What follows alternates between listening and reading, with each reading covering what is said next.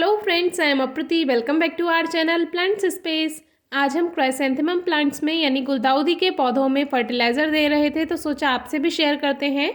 ये liquid mustard cake fertiliser है जो कि हमने बनाना और किस तरह से प्लांट्स में यूज़ करना है ये एक ही वीडियो में बताया हुआ है। डिस्क्रिप्शन बॉक्स में आप ज़रूर चेक कीजिए। तो ये लगभग 250 ग्राम से आधा है, यानी 125 ग्राम के आसपास है ये। और ये हमारे सारे क्राइसैंथेमम प्लांट्स के लिए और रोज़ प्लांट के लिए काफ़ी है। तो ये एक 20 लीटर की बकेट है, 20 लीटर की बाल्टी है ये। इसमें पानी भरा हुआ है और इसी में ही हम ये जो लिक्विड हमने तैयार किया है ये डाल देते हैं। इसको डाइल्यूट करना यानी पानी के साथ मिलाना ज़रूरी होता है, नहीं तो ये आपके प्लांट्स को जला सकता है। तो आप वीडियो ज़रूर देखिएगा उसमें कितना क्वांटिटी में हमने इसको यूज़ किया है प्लांट्स में। तो जो थोड़ा सा पानी कम था उसमें हमने नॉर्मल वाटर फिर से ऐड कर दिया है और ये बिल्कुल तैयार है। तो पानी पौधों में देने से पहले इस लिक्विड को अच्छे से मिक्स कर लीजिए कुछ इस तरह से।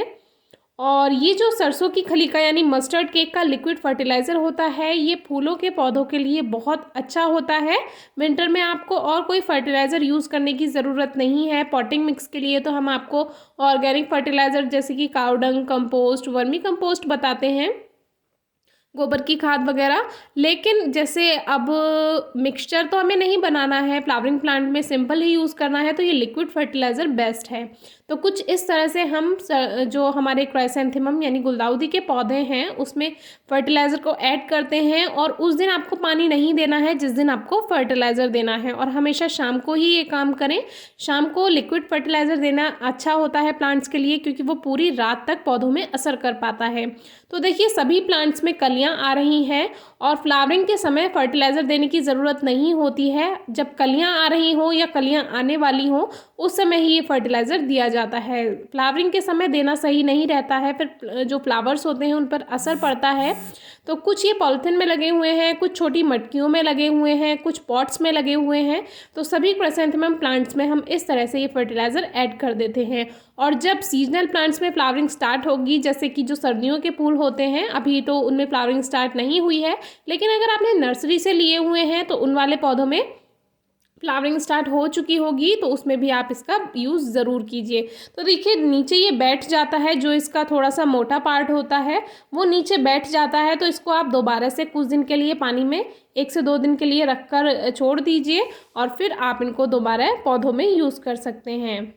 तो इसको अच्छे से मिक्स करके हम दोबारा एक छोटे से मग में इसको रख देते हैं और फिर अगर हमें दूसरे प्लांट्स में देना होगा तो हम इनको दे सकते हैं। तो फ्लावरिंग प्लांट्स में दे सकते हैं आप, या जो फ्रूटिंग प्लांट्स में फ्लावरिंग होती है उसके लिए भी आप इनका प्रयोग कर सकते हैं। तो आज हम क्राइसैंथेमम प्लांट के बारे में ही बात कर रहे थे।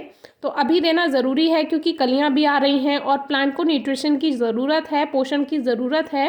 इनसे ये जो ब्लैक एफिड्स होते हैं बहुत से लोग परेशान रहते हैं, इस पर भी एक वीडियो शेयर की हुई है, डिस्क्रिप्शन बॉक्स में ज़रूर चेक कीजिए। लेकिन आपको एक बात बता दें, इनका कोई भी परमानेंट इलाज नहीं होता है, तो इनको आपको टाइम टू टाइम हटाना पड़ता है और कैसे हटाना है ये हमने बताया हुआ है।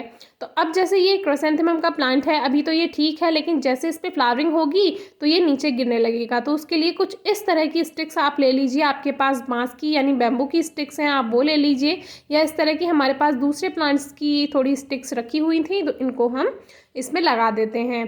और साइड से इनको लगाना होता है और किसी थ्रेड से या ऊन से, जो कि वेस्ट ऊन होती है, उससे आप इसको थोड़ा सहारा दे सकते हैं। तो ये जब इस पर फ्लावरिंग स्टार्ट होगी तो ये पौधे नीचे नहीं गिरेंगे। आपने नर्सरी में भी देखा होगा ये साइड में लगा कर रखते हैं क्राइसैंथेमम प्लांट्स में। तो ये काम आपको अभी करना है क्योंकि अभी कलियां आ रही हैं और जब फूल आने लगेंगे तो ये हैवी हो जाएंगे प्लांट्स और नीचे गिरने लगेंगे, तो तब आप इसको सही से नहीं कंट्रोल कर पाएंगे। तो अभी से आप इसमें स्टिक लगा दीजिए और फिर इसको एक ऊन से या थ्रेड से इसको कवर कर देंगे, जो कि आगे हम बताएंगे आपको। तो अभी बहुत ज़्यादा कोई काम नहीं करना है क्राइसैंथेमम में। एक तो फर्टिलाइज़र दे दीजिए। आप लिक्विड फर्टिलाइज़र नहीं देना चाहते हैं तो जो भी फर्टिलाइज़र है आप उसमें एक लेयर बना दीजिए पॉट में, अगर आपके पास लिक्विड फर्टिलाइज़र नहीं है। काऊ डंग का लिक्विड फर्टिलाइज़र भी आप बना सकते हैं, वो भी बनाना हमने बताया हुआ है, वो भी आपको डिस्क्रिप्शन बॉक्स में मिल जाएगा, वो भी बहुत अच्छा असर करता है। तो इस तरह से हमने ये चारों तरफ इसमें लगा दिया है। और जो पॉलीथीन्स में हम ग्रो किए हुए होते हैं कुछ कटिंग्स, तो उसमें भी इस तरह से आप लगा सकते हैं, तो थोड़ा सपोर्ट मिल जाता है। कुछ जो क्राइसैंथेमम है उसमें ये स्टिक्स लगाने की ज़रूरत नहीं होती है, जैसे कि लास्ट ईयर वाली आपने वीडियोस देखी होंगी, तो उसमें एक पिंक क्राइसैंथेमम है जो कि छोटी सी है, मैजेंटा है, उस पर छोटे छोटे फूल आते हैं, तो वो इतना भार नहीं लेती है, वो एक फ्लावर बुके की तरह लगती है, तो उसमें इतना ज़रूरी नहीं होता है। तो जो इस तरह के ये वाइट क्राइसैंथेमम है और ये बहुत बड़ा फूल खिलता है, और जब ये फूल खिलता है तो ये प्लांट काफ़ी हैवी हो जाता है और इसकी टहनियाँ उसको संभाल नहीं पाती हैं, तो ये नीचे गिरता रहता है। तो कुछ इस तरह से हमने थ्रेड से इसको, जो ऊन है उसको चारों तरफ से इसको लपेट दिया है। आप एक बारी इसको लगा सकते हैं, या आप चाहें तो 2-3 बार इसको इस तरह से इस पर लपेट सकते हैं। तो ये प्लांट को रोके रखेगा और नीचे इसके फूल नहीं गिर पाएंगे, और पॉट भी काफ़ी देखने में सुंदर लगता है इससे। तो ये काम आप ज़रूर कर लीजिए। एक तो इसमें फर्टिलाइज़र ज़रूर दे दीजिए, अभी कलियाँ आनी शुरू हो गई हैं, जिनके नहीं भी आई हैं वो भी अभी वेट कीजिए, उनके प्लांट में भी कलियाँ आने लगेंगी। कमेंट आया था कि हमारे प्लांट पर कलियाँ नहीं आ रही हैं, तो थोड़ा सा वेट कीजिए, हो सकता है आपने प्लांट लेट ग्रो किया हो या कटिंग्स लेट ग्रो की हो, तो उसमें थोड़ा समय लग सकता है। तो अभी फर्टिलाइज़र का बता दिया है, और इस तरह से इसको जो साइड में इसके स्टिक्स लगा दीजिए सपोर्ट के लिए।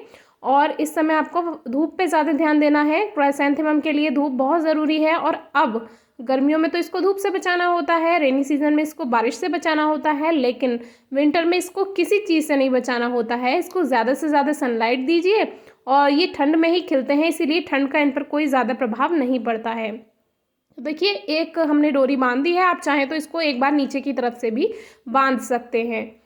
तो कम से कम, अगर आपके यहाँ धूप नहीं आती है तो कम से कम 3 घंटे की धूप क्राइसैंथेमम के लिए ज़रूरी है। एक बात और बता दें, ये जो आप ब्लैक एफिड्स देखते हैं, इनके साथ आपको कभी ना कभी ये लेडीबग भी दिखाई ज़रूर देता होगा।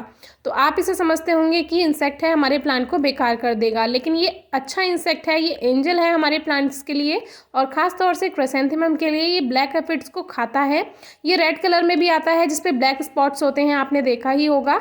तो इस पर एक वीडियो हमने शेयर की हुई है, डिस्क्रिप्शन बॉक्स में आप ज़रूर चेक कीजिए इसकी लाइफ साइकिल के बारे में। तो इसको आपको भगाना नहीं है, ये ब्लैक एफिड्स खाता है और आपके प्लांट को ठीक रखता है, ब्लैक एफिड्स को दूर भगाता है, तो ये बहुत अच्छा होता है। तो ये भी बताना ज़रूरी है कि कौन से इंसेक्ट्स हमारे लिए अच्छे हैं और कौन से बेकार हैं। तो देखिए, इस तरह से बांधना है कि ये बिल्कुल फ्री रहे, ये नहीं है कि आप इसको बहुत टाइटली बांध दें, थोड़ा इसको सॉफ्टली आपको बांधना है, और बस ये प्लांट इस तरह से बहुत अच्छे से रहेंगे और बहुत अच्छी फ्लावरिंग करेंगे।